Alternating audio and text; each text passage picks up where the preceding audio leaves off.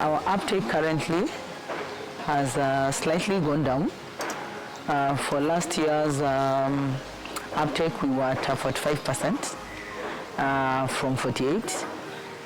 However, we are trying to our best to ensure that service is accessible and women are able to prevent unintended pregnancies. Our teenage pregnancy is still wanting because we still have a high number of girls dropping out of schools, and even those who are not in school are actually engaging into early marriages. One of it being culture. To our cultures in Kilifi, a young girl getting married as early as 12, 13 years, 14, it's acceptable culturally.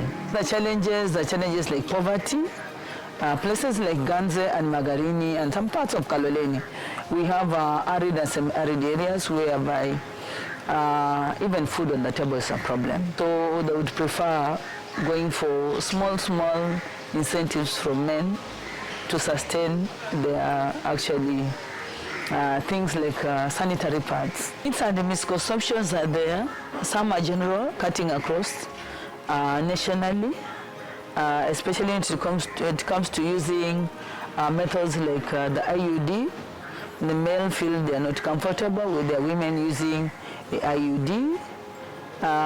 When it comes to the injectable, now subcutaneous or IM injectable, Deche, some women feel that their libido goes down. There are also myths when it comes to using the COCs.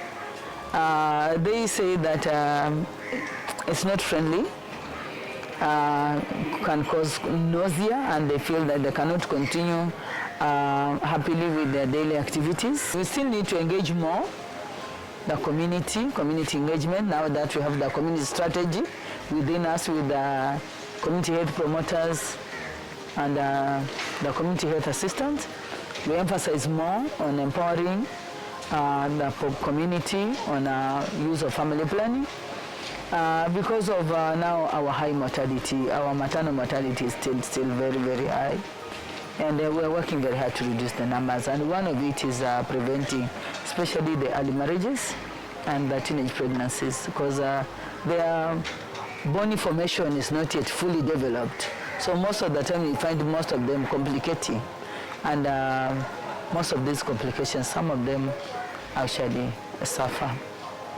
And we end up losing some of them